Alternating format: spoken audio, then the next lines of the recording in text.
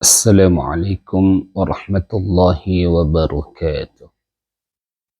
Alhamdulillah, hadirin yang dimuliakan Allah Subhanahu wa Ta'ala. Di kesempatan yang berharga ini, kita akan melanjutkan pembahasan kita tentang pentingnya adab-adab menghutangkan saudara Muslim kita. Perlu diketahui bahwasanya menghutangkan saudara Muslim kita adalah satu ibadah yang begitu sangat luar biasa, sehingga kita perlu memahami bagaimana sunnah-sunnah dalam menghutangkan. Disebutkan di dalam Al-Quranul Karim, Quran Surat Al-Baqarah ayat 282, Allah Subhanahu wa Ta'ala mengajarkan kita bagaimana cara berhutang dengan cara yang benar. Bagaimana cara menghutangkan dengan cara yang benar. Allah Subhanahu wa Ta'ala berfirman, A'udzu billahi minasyaitonir rajim.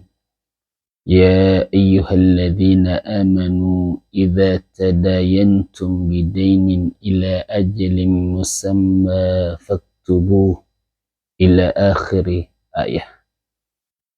Dalam ayat ini Allah Ta'ala memerintahkan kepada orang-orang yang beriman, orang-orang muslim, orang-orang mukmin. Hai orang-orang yang beriman, apabila kalian mengadakan akad hutang piutang dengan waktu tempo yang ditentukan, faktubuh, maka tulislah.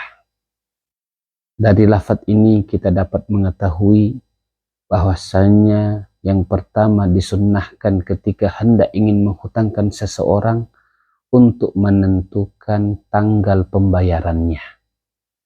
Meskipun terkadang itu adalah orang yang kita percaya atau keluarga dekat kita. Karena dengan kita menentukan masa pembayaran, maka ini sesuai dengan sunnah dan perintah Allah Ta'ala dalam ayat Al-Quran. Kemudian yang kedua, faktubuh, hendaklah ditulis. Bahkan dalam ayat tersebut ditekankan adanya saksi. Fastashhidu syahidaini min rijalikum. Hendaknya ada 2 orang laki-laki yang menjadi saksi atas hutang piutang yang kita lakukan. Ini yang ketiga. Dan yang keempat, hendaknya kita memudahkan saudara muslim kita ketika susah dalam membayar. Dan ini merupakan pahala yang sangat besar. Bahkan dalam riwayat tersebut, riwayat yang sahih, disebutkan bahwasanya barang siapa yang anzara mu'siran, meringankan orang yang sulit membayar hutang, aw wada'alahu, atau dia mengatakan sudah tidak usah dibayar, maka Allahu yaumal qiyamah la dhilla illa dhilluh. Maka pada hari kiamat, orang yang memudahkan saudaranya membayar hutang akan diberikan naungan pada hari kiamat yang tidak ada naungan kecuali naungan Allah Ta'ala. Bahkan dalam riwayat yang lain, ada saudara kita yang meringankan saudaranya yang sulit membayar, sehingga sebab amal ini dia dimasukkan ke dalam syurga. Dalam riwayat Imam Muslim, bahkan disebutkan dalam riwayat Imam Bukhari dan Muslim, kana ar-rajul fi man kana qablakum hubisa falam yujad khairun qattun. Ada seorang lelaki yang dihisab sebelum kalian, kata Rasulullah, dan tidak ditemukan satu kebaikannya sedikit pun, illa annahu kana musiran. Hanya saja orang ini dia memiliki kelebihan. Dia merupakan orang yang kaya. biasa meminjamkan orang lain, bahkan dia termasuk rentenir, tapi dia memiliki kebaikan, dia pesan kepada pembantunya, wa amara gulmanahu ayyatajawaza al-mu'sir.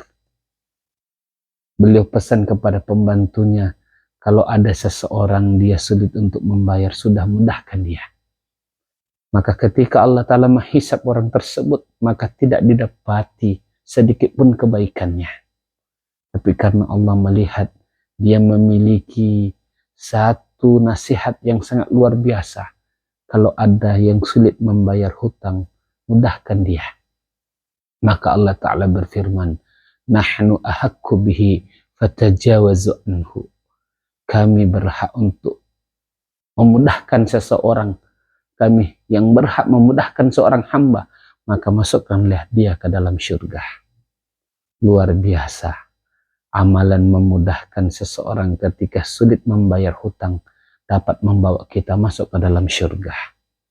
Kemudian yang kelima termasuk kesunahan ketika kita hendak ingin menghutangkan seseorang, maka jangan sampai kita memberikan bunga.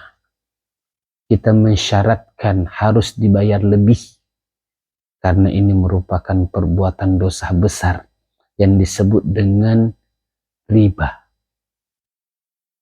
Dalam riwayat Imam Malik dalam kitab Al-Muwatta, yang dikenal kitab ini adalah kitab yang sahih, bahkan Imam Asy-Syafi'i mengakui di zaman beliau kitab yang tersahih setelah Al-Quran adalah kitab Al-Muwatta Imam Malik. Dalam riwayat Imam Malik dalam kitab Al-Muwatta, anna rajulan ata Abdurrahman, seorang lelaki datang kepada Abdurrahman, Abdullah bin Umar. Dia katakan, inni aslaftu rajulan salafan. Sungguh aku telah menghutangkan seorang lelaki dengan hutangan. Washtaruttu mimma aslaftuh. Washtaruttu afdala mimma aslaftuh. Dan aku mengharuskan dia membayar lebih dari apa yang aku pinjamkan. Maka Abdullah ibnu Umar mengatakan, fadzalika riba. Itulah yang dinamakan riba. Maka jangan sampai kita menghutangkan saudara muslim kita. Kita tetapkan, engkau mesti mengembalikan dengan sekian persen lebih dari apa yang aku pinjamkan. Karena ini merupakan perbuatan dosa besar, perbuatan riba yang kita tidak ragukan lagi bahwasanya ancaman riba begitu besar. Mudah-mudahan apa yang Al-Fakir sampaikan ada manfaatnya bagi kita. Hadza minni wa afa minkum. Assalamualaikum warahmatullahi wabarakatuh.